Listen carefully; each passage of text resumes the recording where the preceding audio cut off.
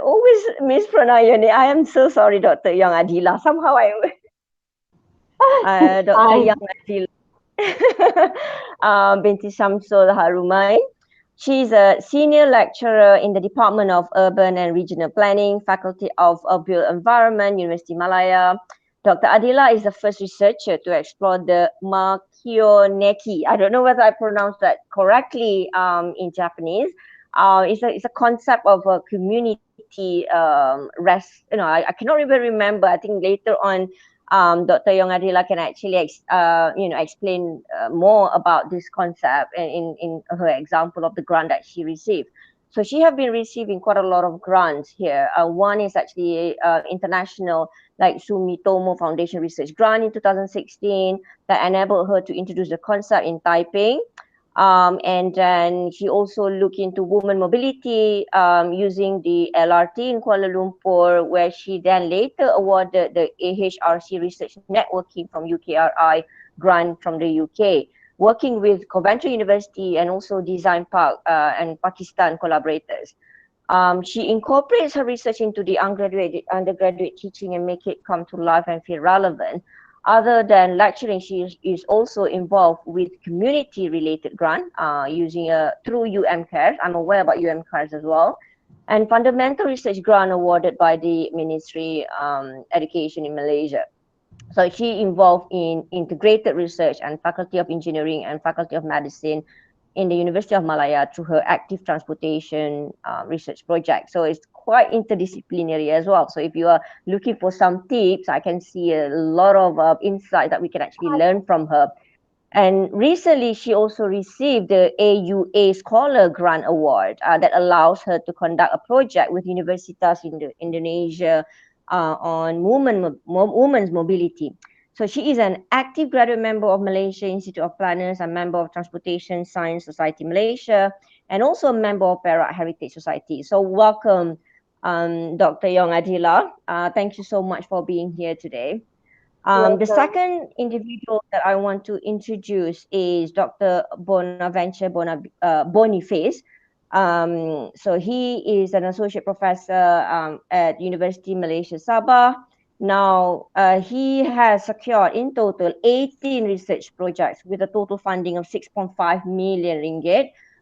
So in total, 9 research projects as a primary leader of the grant, and also 9 research projects as a co-leader, co-principal investigator, as we call it.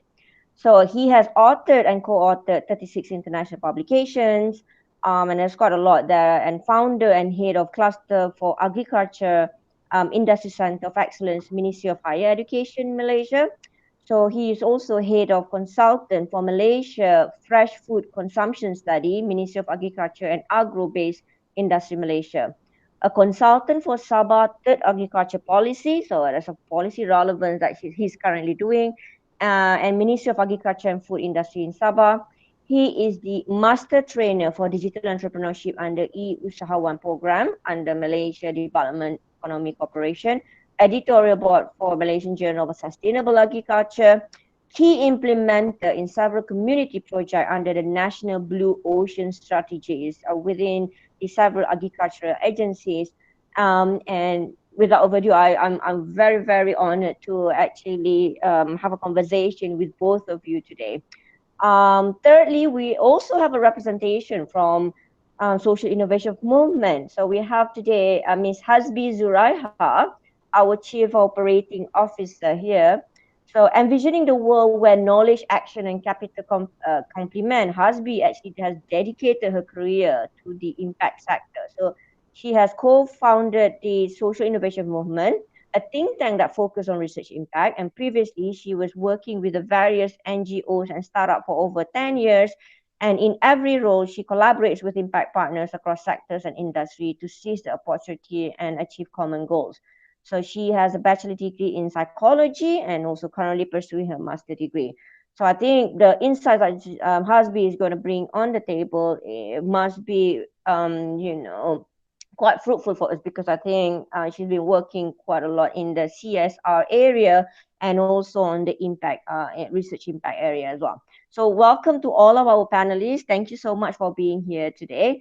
So, what are we going to talk about today? As a researcher myself, and also, having an experience of applying for grants and receiving and managing grants, it is not something that is quite easy for us to achieve, right? Some people, manage to do it well. Some people are still struggling, despite the fact that they kept on applying grant application every year.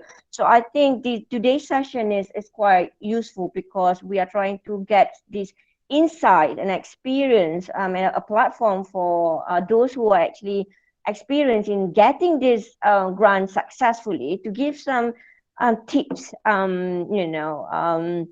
did you actually manage to do it, basically, so that we can share with other researchers. So we want to, the first one is actually learn from your experience in crafting an impactful research proposal. Maybe we're going to focus slightly on the generic aspect before maybe in the next time we can actually focus on the specificity of it. Some of the questions that I'm going to ask here is related to how your experience before you get your funding and during the funding, and also how you actually manage to make it, applying is one thing and then getting it is another level, right? So I just want to go first to Dr. Bonaventure here. Is, what are the key elements that researchers need to know before applying for a research grant? Is there anything that you could actually share with us? Thank you, Dr. Ain. And Nurul, I think a very good afternoon to all of you today. I'm glad to be here. I think it's just a sharing session, right? I'm just ordinary Yes, people, it's just a but it's, yes. it's an experience that I had when I applied grant, especially on the research grant. So most of my grant basically related to the community-based research grant, and uh, and when I look at the grant, research grant, and whatever whoever offer it, I will basically look at the current scenario, the current trend, okay, and then what will be this grant one? What do they want? And then apart from that, you must have the right team, the right expertise to be with you, so they can advise you and they can tell you how you to go about it. The most important thing I think will be the um, budget allocated for the grant, and then of course the flexibility of the research grant. Sometimes there are grants with very strict rules and regulations, and there are grants with very flexible. So in a way, you can look at the trend. Okay, I can say now the current trend, what they want to know actually, what they want to do, and how basically you're going to do it. What are your methods? Is it new methods? And then who are you in your team? I think that's about it. When I apply for any grant at all, I will look at my team, the current trend, and also can I basically complete the grant within the time frame. So these three things. Thank you. I think the feasibility aspect is very important that people think, people don't think about, because most of the time they only think about what do I want to do, right? So I think based on what Dr. Benaventure mentioned is actually making sure that you understand about what's really happening out there, and then look into the whole your own skill set and team skill set, on your capacity to actually deliver, and actually ability to actually deliver it on time. What do you think, Dr. Yong Adila? Do you want to add anything on that? How when you actually apply for a grant application, what does the elements that researchers need to know before applying? Hi everyone, and thank you, Dr. Ainurul.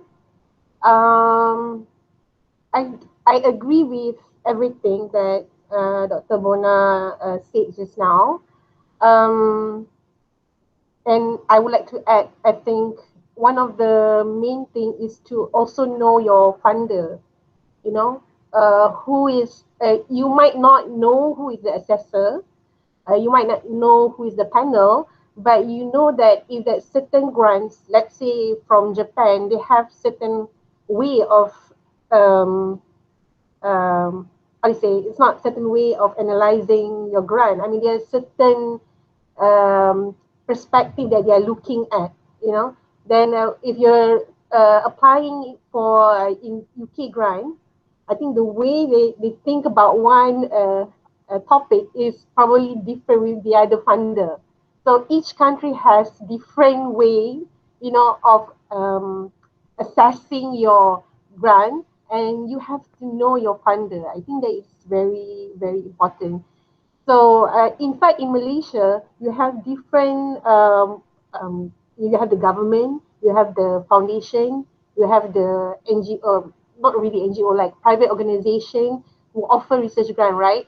But government has, they have different rules, even between MOSTI and Ministry of Education, they have different expectations.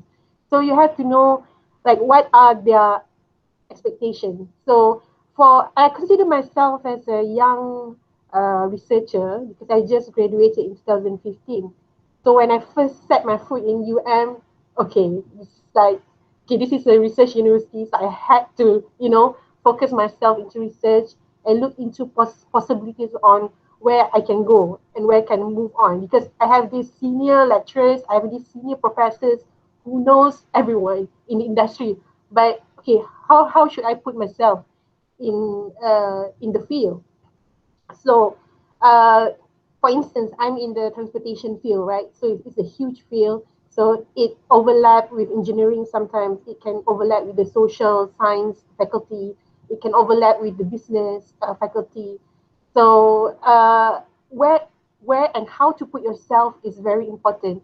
So when you're applying to Japan, for instance, the way they look into transportation is from the angle of engineering. So you can't really write about more on the way you write to a social science based grant. So you have to think like an engineer a little bit, you know. So when you're applying to UK, it's very much different from when you're applying to Japan. So I keep on, you know, advising and mentioning these tips to my friends. I guess by experience, you know, by rejections, you'll be able to understand and grasp on the how does the funder think about your proposal. So, and in other uh, maybe I should add a bit on your teams. In order to know your team for young researcher is actually very difficult because you tend to, because you don't know everyone. When you first sat in the university, you would think that, okay, perhaps should just add my best friend. Perhaps I just add somebody who has this knowledge and this and this. But at the end of the day, what is the most important thing is everyone can contribute something to the research, and you know that, you know, perhaps somebody could actually advise you, although that they cannot contribute in terms of the technicalities, or perhaps the knowledge is not really significant to the grant, but she or he be able to contribute in terms of her experience, in terms of her previous grant exposures, the failures that she faced before, and that definitely will help the team as well. So it's not really about having the always the right people. Sometimes you cannot jive with that people, you know. So you have to know that that particular person who wants to be in your team. So I guess as for now, maybe we move on to the next, that I'll just share more after this. Oh, thank you. Thank you. Okay. Yeah, like, yeah, I think you brought in an interesting, area of points there in terms of the importance of evaluation, and rejection and learning from it, and also the most important thing is team. Now, before I move into Hasbi, I'm sorry, Hasbi, I need to actually ask Dr. Bona here in terms of very short, Dr. Bona, on the teams. You mentioned about look into your team, right? Any tips there, because Dr. Yong Adila mentioned that, different skill sets is actually required, may not necessarily having the perfect team, right? Any thoughts that you can comment on the teams, Dr. Bona? Okay, thank you. I think research team and your research team is very much important. You have to know them. You have to understand how they work, how they think. The most important thing that we have the same the same spirit of research with among them. They have the same passions to do that research. So that's very important, because there is a time in your research, later on, that there is up and down in your research. So these people basically should be someone who supported you. Maybe they are not, I'm not saying yes men or something like that, but it is more on like giving a good motivation, some supporting Yeah. to you. The right team is very important. That's what I mean. Good. I think this is where, being with you up and down, right? So either you could actually get a motivation from them, advisory from them. Not only about that, it's a bonus if you can complement in terms of the skills. I think that's one thing that I've learned as well. So Hasbi, for SIM, I know as an NGO, how do you actually support researchers to prepare for this grant application? How do you actually be part of the researchers team? Well, because clearly we may not do the application, but our role is more in terms of making aware of the impact of certain research. So I guess if we were to say we serve like an extra brain in thinking about how best to incorporate impact and impact planning in research. We discuss with the potential partners on the impact activities, and then we play different roles throughout the research duration. Like Dr. Yong and Dr. Bona was saying, in terms of having the right team, I think this team serves this role as well when we talk about teams, because in terms of collaboration, that's what SIM does. We do serve as a team for the research. We have versatile roles with our partners.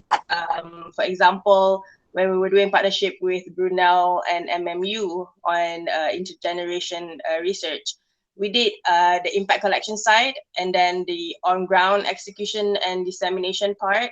Whereas our partnership with Sheffield, for example, for well-being for impact research, we serve as the network knowledge and gap partner for the network and knowledge gap partner for the industry, specifically in the case of social enterprise. So I would say with the right team, like you said earlier, do also expand in terms of partnership with others outside of academia, like STEAM, for example, so that we could serve that role as well.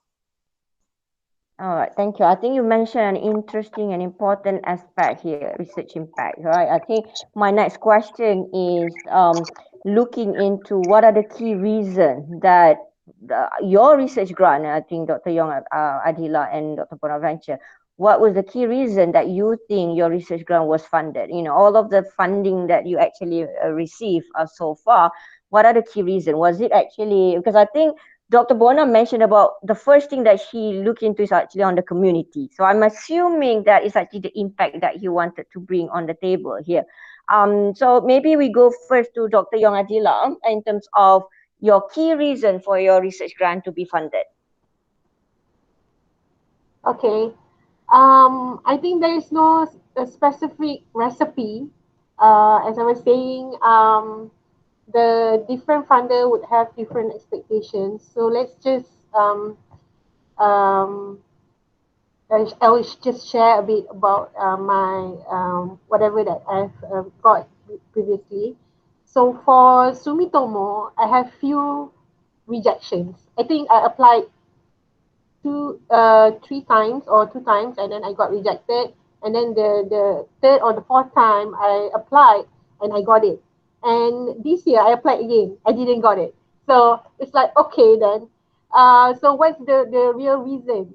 When the funder came to Malaysia last 2 years, I think it was in 2018, I asked them, like, what are the, how do they assess recipients of the Sumitomo grants? And he mentioned that the panel actually changes every year, and they have different background of expertise assessing your proposal. So by knowing that, you know that when your field is in social science, probably you are doing the behavioral study. The assessor might be someone who has no understanding about social behavior studies at all. Perhaps he's in the engineering background or the sciences background. So for Sumitomo Foundation, I can give some examples that the way they assess it is make sure that it's very clearly written. Your objective is clearly written, and the issues, the statement is clearly, and the ideas is there. And the theme for the Sumitomo Foundation grant is very much, it has to be Japan related research. So you have to think that on how, what are the applications that you can apply from Japan in Malaysia.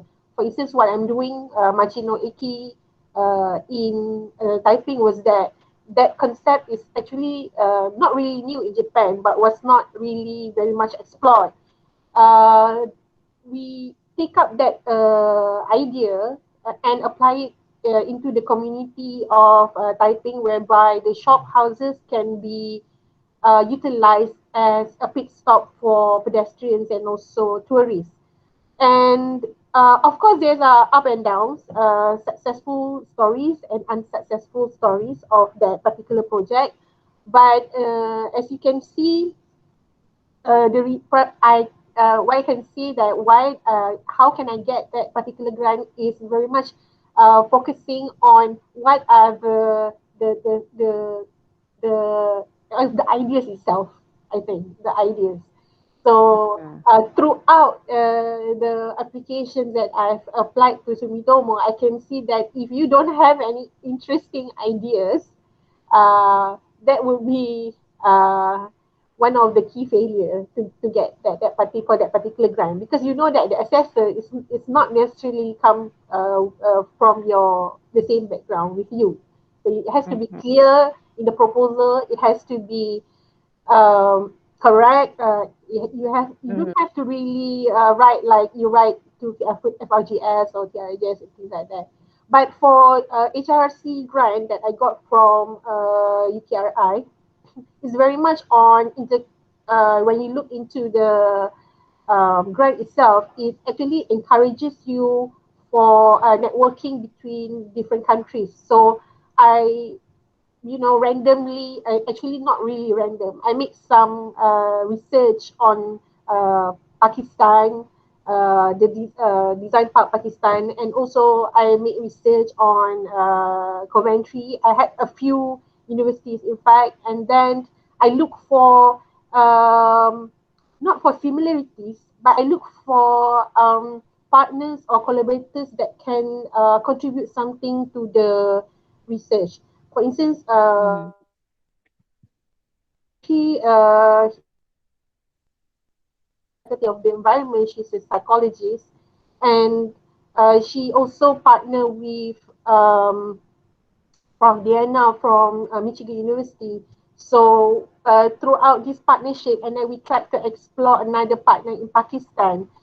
So when we went to Pakistan last time, which is the first time where we meet, and then everyone was like too excited about it, and you can see that you can feel that the different I say background actually supports you your project itself. So Mhm. it's Mhm. not necessarily having a similar background, but these similarities is actually important in Mhm. ensuring that the assessor knows that okay, all angles are being covered, right? And Yeah, know that's right. that you are being supported with another person. So it's not really a transportation background. So the research won't expand, and I think the knowledge also wouldn't expand. And it's also important to tap with someone who are senior than you. Like as I've shared with all of you, I'm pretty much consider myself as a young researcher. So I always look up or partner with people who are more prominent in their field. Not necessarily they are the expert in their field, but they can definitely contribute something to the career, to the research itself. and you know that the assessor will understand that why did you collaborate this with this particular professor. Definitely you will learn something from her. So I think that Okay. Yeah. that's the two important sharing from my past research. Right. Mm. All right. Thank you. I think, Dr. Yong Adela, I think one thing that I caught from there is actually making sure that all areas being covered, because I think at the end of the day, we need to understand that this is actually most of the funding that we apply is of public money, right? When an administrator, as you can say, that who are giving away the money, they need to be able to know that whoever receiving the money able to execute, Yeah. the project effectively. And I think having that in mind, making sure that when you submit a proposal, you get all area covered, right? And I think that's one thing that's very, very important for us to take into consideration. Dr. Bonaventure, that why do you think you managed to get all of those? How many millions you actually get so far? Okay, thank you. Actually, from the point of community-based research, I believe there is this passion to understand and to help the community, both, especially in certain area in Sabah. Okay, because my most of my research coming from the National Bureau Study, a pool of my research can come from there, and they have very clear guideline. We want to apply for this National Bureau of Statistics, we must fill the four pillar, which is high impact. One, your research must be high impact. Secondly, low cost. Third, sustainable, and fourth, rapid execution. So basically, high impact. How does your research improve their income, monthly income or yearly income? So basically, how does this research basically give something back to the community? In terms of low cost, how good is your networking with other agencies? Because it's a cooperation between a different agency in that certain area.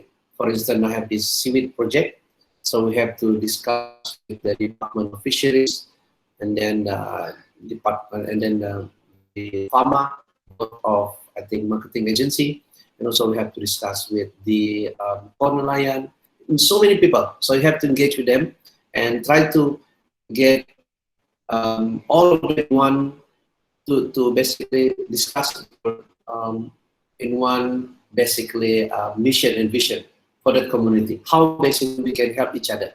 Okay, that is how to low cost the research grant lah. Thirdly, sustainable. How we improve the community that they can basically incorporate with what we have done and practice what we have teach them.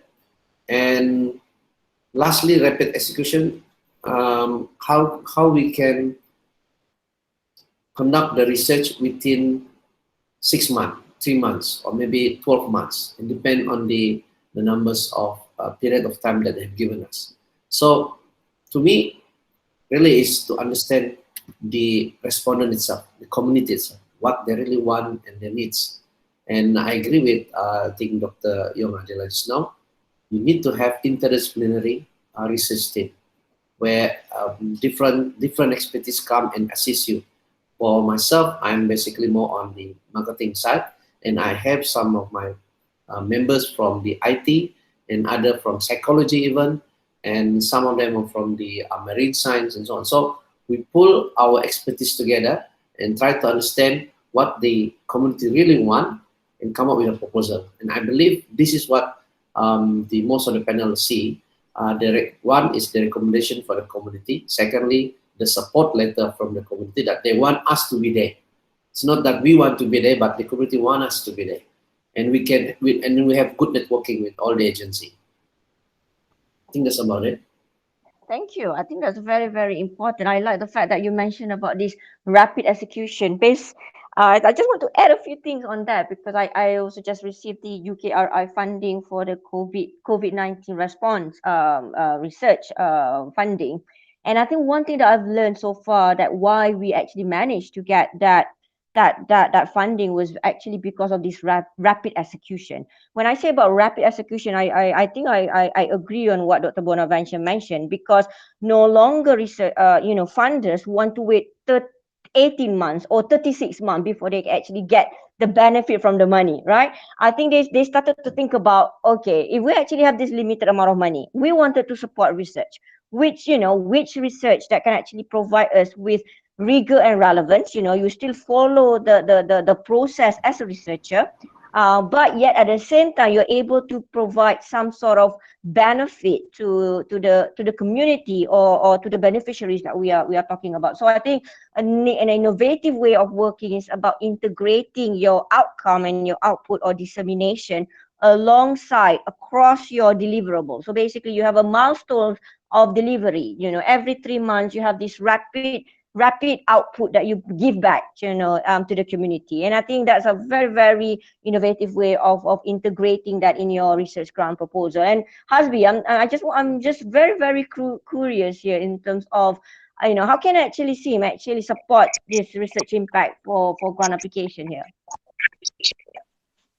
Yeah, in terms of what Dr. Bona and Dr. Yong has said, in terms of getting people, in terms of making sure that the topic is interesting, making sure that there's a community buy-in and communities want.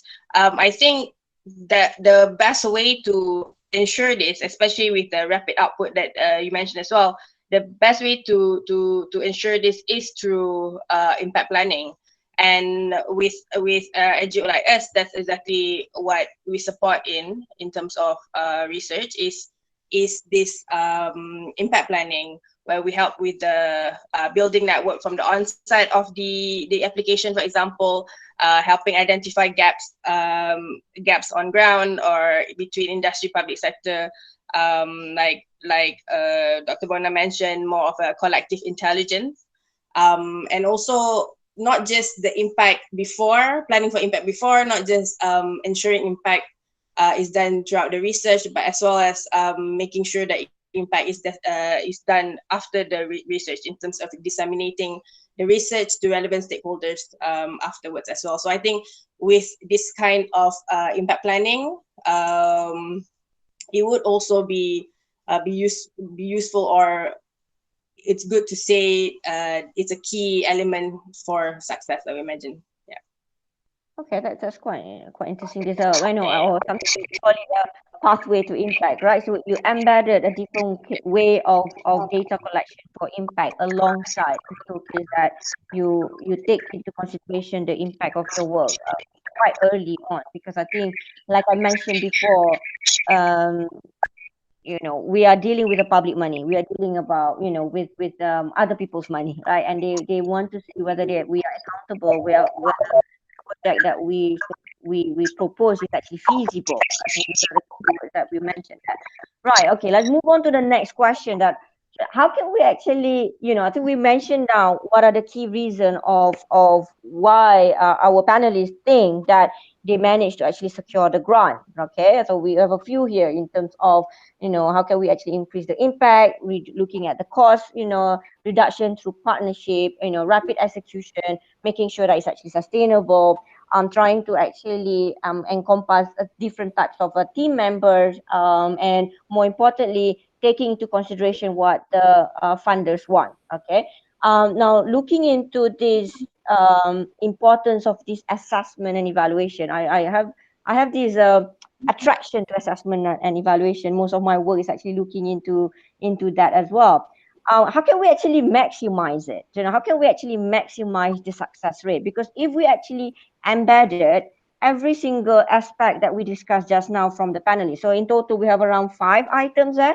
If we actually implement that in our research grant application, can the researchers able to maximize their success rate of their application? I know it's a very difficult question. I think a little bit of thinking from our panelists here today, but is there anything that maybe Dr. Bona you can actually share on that? Wow. I think there is this I know advice from some of my senior colleagues before. In getting a good grant, writing and winning proposals, basically, it's not always what you know, it also who you know. You know, it's basically knowing the people who have the access, or maybe people that basically looking at your understand them. How do they evaluate your grant? So who you know. In simple words, I think it's not only about what you know, your skills and so on in your team, but it also relate to your networking, who you know. Then you actually can maximize your success rate applications. I think so. Good, good. I think in a way, I think I can echo that. I think when we make an effort to actually meet the funders, during the meetings, trying to understand Yeah. what do they actually want, right? Or in fact, Yeah. learn about how do they actually evaluate. And I think that's most of the funding that I actually managed to get. It was actually because I attended the meetings that they invited. I know what was the strategic direction of the organization itself, right? We will look into all of the documentation that they put online, for example. I think it's about aligning about what we want and what they want. And the moment that you become friends, the moment that you have the same purpose, right? And I think if you look into Mhm. grant application, just like selecting friends, for example, buddies, right? Buddies, minum kopi, for example. You want to have something to talk about. I think that's what you are referring to, right, Dr. Mona? Yeah, yeah. It's like That's getting one this little, experience actually. yeah, it's like getting this little insights that sometimes you mention the correct word that they want, right? I think these are Yeah, the little that add value, because to be honest, majority of people that submitted the grant application, they are all able to do it. All of yeah, them have this a skill set to do it, but what yeah, actually make them attracted to a certain type of grant application is either the fact that you use the correct words, you actually touch their definitely, heart. I mean, they are human definitely, beings. The definitely, evaluators are human beings, right? You manage to definitely, problematize the idea correctly, and I think that's the key. The key. Because I've evaluated two grants application that has exactly the same idea, but one managed to problematize it to the real yeah, world, right? yeah, And I think that's the differentiation here. And what do you think, Dr. Yong Adila? definitely. You are correct. Definitely, because um, I think I'm not going to say that there are certain specialty to how to select the words, but I think there's a misconception, or like when you think that certain scope, that you think that transportation perhaps, okay, this is a bit cliche, doing behavioral studies, public bus, things like that, but there are certain keywords that you can catch the assessor's attention, that would be definitely a winning research proposal. And in order to do that, I guess um, either when you write a proposal, okay, this is a bit a little bit of tips. Never do it last minute. Never, Minimum six never. months for big project, No, right? I always, friends, around me, they would just lump it because they don't have time. We are academicians and busy teaching or doing ongoing research, things like that. I never lump it into the final day, because that is the main reason why probably you won't get it. So you have to actually plan it a year ahead. All right, okay, maybe you set your mind like, okay, let's just think about to the 2021, and then what you're gonna do, what you're gonna propose for this year. And then you have this ideas linger in your brain already, and then as you move on with your daily life, you'll see and you get inspirations from other people, from your community, from your surrounding, from readings, from even from your students. Sometimes you get inspirations, and then when you add it up, and then when you know that, for instance, Toyota scholarship is already on now. Everybody's please apply. So when you know that Toyota grant is going to open in April, then you are ready for it, and you start to write, and and then you put your heart and soul into the proposal with the good team, with the five points that you said just now, the team, with the um, funder, and to understand the funder, things like that, and then the skills and all of that, and put your heart and soul into the proposal. Inshallah, you will get it. And Thank you. yeah, and I also like Dr. Bona says that networking or knowing people is actually more of like you have to think, try to think like how do they think, like um, I think for AUA scholars that I got recently, because I think that I mentioned certain keywords which they mention in the in their advertisement, in their what you call that, call, the research call, right? They already write there certain things that they want, but then you apply some other things Yes, that they don't want.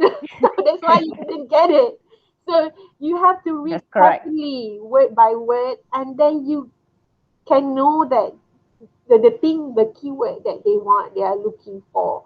So, and of course with other recipes like the team member and things like that. So yeah, Mm. I think that's good. It's Yeah, gonna I think maximize. Yeah. that's quite good. That's a good sharing there. I think understanding their agenda, because most funders they already have the agenda and they're just trying to find the correct person to actually execute their agenda. I think if you think about it that way, I always think about grant application more like an entrepreneurship. It's like, when you pitch for money from other people's money to fund their business, you need to showcase so many other aspects that you are able to execute it. Even though you have a brilliant idea, but you are not able to lay out the plan correctly, I think that's a failure as well. But you actually able to lay out the plan correctly, but you don't actually have a good idea that problematize to the world. I think that's not a winning idea as well. I think balancing those two are very, very important and require some skills and patience and resilience. I think I cannot remember when a year that I did not actually apply for grant application.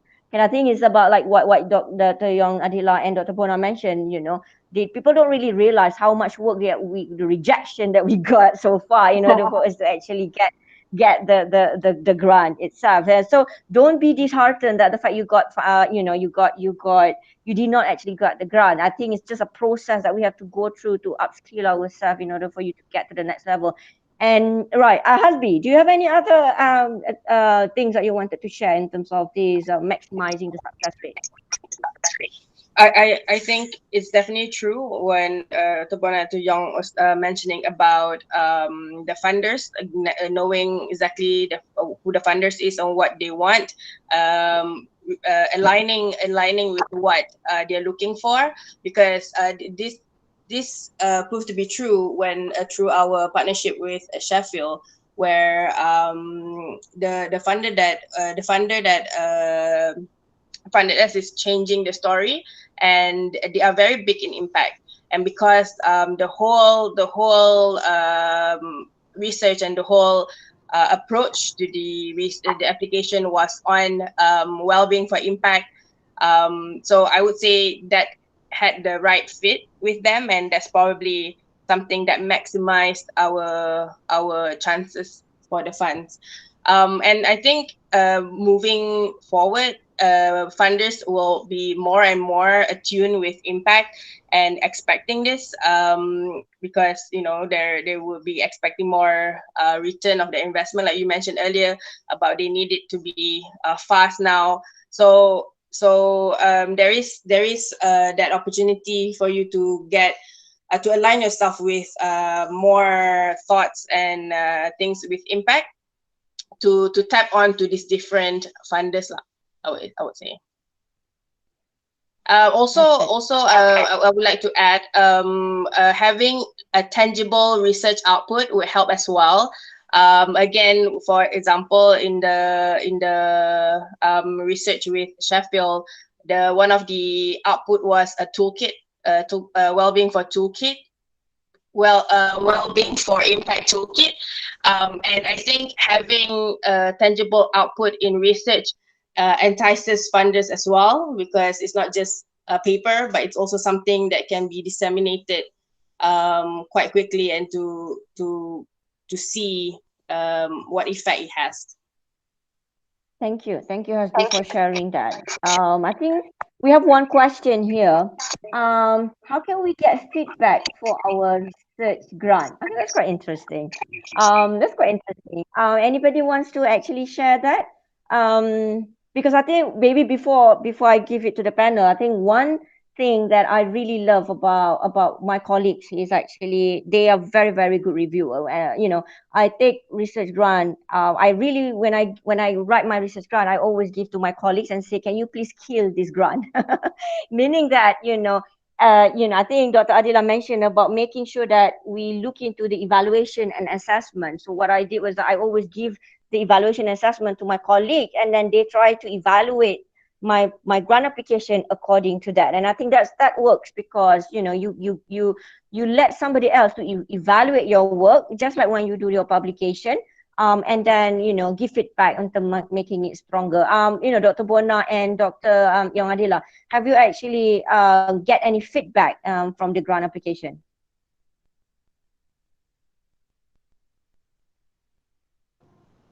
Feedback as in from the funder themselves? Well, I think the question is quite generic there because I answer it before you submit, but if you can actually get it, anything that you know about feedback.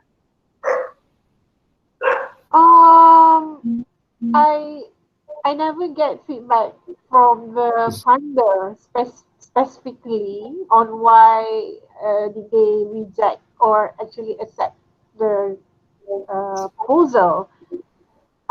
So I couldn't answer that question. Okay, Dr. Bona, it's all right. So Well, maybe Dr. Mona can help. I think before submitting the grant, right? Is that what you think? Yeah, we can actually look into it that way.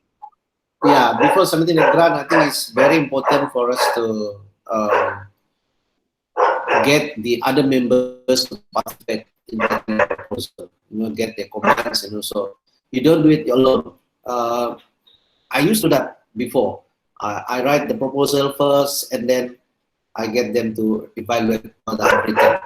But the thing is now, I think it's more on like a teamwork that I will basically divide some part of the proposal to other of my members, and then they will put it on, and after that we will go through each and every one of us to see if the flow is right, to see if the message basically what we want to tell the funders basically there, so by doing it, it will basically kind of share responsibility, and also we can help each other in improving the proposals. That's what I did. Good. Okay, that's quite good. Any other questions that I can actually open to the floor? If you want to ask any other questions, feel free to put it in the chat function. You can, send it privately to me, or you could actually just simply put it in a chat function where everybody can actually have a look. Another question there. The role of a support letters. Do you actually have a support letters in your grant application? For me, yeah, I do. I think I had one for Sumitomo, but I was told it didn't help. But it didn't work the way that I wanted. But yeah, I think it's if the funder actually welcome support letter, then I think it will be definitely a plus point for your proposal. But certain funder sometimes they doesn't allow, not saying doesn't allow, they do not welcome support letter. If they mention it clearly, other than the forms that they are provided, then perhaps you don't have to prepare one. So it always goes back to the rules and the regulations stated by the funder. But having a support letter, if they didn't say anything, they didn't mention anything in the application forms, I think that it's good to have the support letter to show that your research has some not really support, like that the person who wrote the letter trusts you that you have this credibility of conducting those research and you are familiar and has some knowledge and experience in those particular research. For community related grant, support letter like from the perhaps rukun tetangga or from the neighborhood community or from the management of the apartment of if you are doing for the research in the EPR or condos, that would definitely help in telling the assessor that your research are, you know, uh, are going on the right track, and perhaps that this research is credible and doable, and it's going to give some certain impact because you're doing something that the neighborhood or community wants, like Dr. Bona has mentioned before. So always in my when I apply for community-based project, I always get support from the school first, and then we attend meetings, and then we approach them.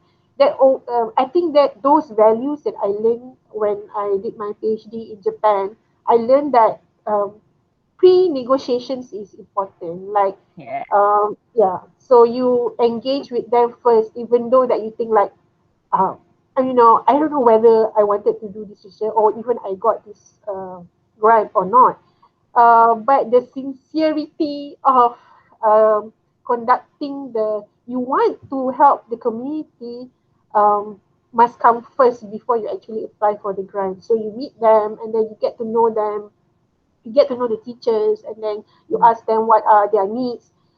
In my case, last time they have this concern about their safety and at schools, road safety. In fact, I did something on the toilet as well, but due to budget, I couldn't renovate the toilet project. But those small things that you think that it doesn't matter because you are not in the community system, so you have to know them first. Then with their support, definitely it will help you going through the interview process. Like Okay. for community-based programs, what we had in UM, we had this session with the UM cares, and then they would, interview us, things like that. So definitely engagement with the school, with the teachers, and knowing what are the real issues at school will help the funders trust you that you are sincere of conducting this research, and this research is going to be impactful. It's going to help the students at schools and things like that. Mm-hmm. So yeah, engagement. Okay. I think the keyword is Is pre-engagement. engagement. Yeah, Engagement. That's quite good. Dr. Bona, types of support letters that you have used so far. Very direct. Mhm. Types of support letters that you have used so far. Well, mostly from the community itself. Mm-hmm. The willingness for them to cooperate with us, to have us with them, and also to receive us as the people that we assist them. So mostly from the community itself. It's very important because the community must give their cooperations and able to accept us to be with them so that we can basically conduct the research. I think what Dr. Young Adela was saying is true, that we must understand our community itself, what they want, what their needs, and be with them, not because that we have something, we have knowledge or what else, but it's because that really care for them, really want to help them. Don't overpromise the community, just telling them that we are here to assist you, not that we are here to give you assistance and so on. Sometimes the community basically they want more. They thought it will you come there, you will bring money, you have to be rich and something like that. So you have to be careful with your wording and so on. Not overpromise, but just to tell them that we are here to help you and to improve your livelihood. Something like that. Thank you. Thank you so much, everybody, for joining us today. If I can actually summarize about what we have learned so far from this 1 hour session is that we need to embed impact, think about rapid execution, think about the sustainability of the project, think about the evaluation and the assessment that we need to look into for each of the funders, right? And provide an interesting perspective for the for the project, aligning it to the evaluation. That's one thing. Think about the team that you are putting in place. That's number 6 there. Having the right teams, either from advisory board to the technical complementarity to the community support. And lastly is actually the support letter. So in total, we actually have like eight key themes that we, if we actually embedded, may actually increase your success rate of the grant application. So I'm actually opening up to all of the panelists here. One word, if you could actually think about one word that you want as a key takeaway that you want to give to our participants today. One word. As for me, be patient in what you do, in your research. Patience. Always Patience. Okay. have the right word. Yeah, patient. Patient. Thank you. Thank you. That's a good word, Mona. That's my exact word. Ah, no. You are not allowed. You have to think about another one. Sorry, Dr. Yamadila. You have to think No, I about should another have said it first. My passion, like if you don't have the passion, then it's going to be difficult to move everything because there's always, the downtime in research. Other words would be don't give up. one. Give up. Patience. Okay. So we Don't have give up. patience. We have passion. So that's quite similar. Patient, passion, and do Patient. not give Yeah, up. yeah, be patient. Yes. Hasbi. One word would be collaboration. I think like you said, it's difficult. It's not easy to convince people. It's not easy to do all the depth and breadth of research. So collaboration would definitely help you expand your resources. Good collaboration. And I think from my side, I think it's rejection. I just want to share that if we don't actually get any rejection, it's really difficult for you to actually aim higher next time. So don't think about having a rejection is not a good thing. I think it's a way for you to learn. Go ahead and then try and apply. If you are a PhD student, do start applying for funding applications since you're a PhD. I did my first application when I was actually doing a PhD, and I got it even before I finished my PhD as well. And I think that's really pushed me to learn more about how do we actually do a grant application. And I think that's a experience that everybody should actually get during your tenure as an academic and as a researcher. So with that, I just want to say thank you so much, everybody, for spending your time today, bang on time at 4 o'clock today. And I hope everybody find it useful. Do connect with us at I think evaluation form that through that SIM that actually put in the chat function. You have access to both the speakers and myself, and also Hasbi from SIM. And if you have any questions, just do not hesitate to email us, and we're more than happy to actually answer your questions. And with that, all the best for your grant application. Bye. Good luck, everyone. Good luck, Good everyone. luck.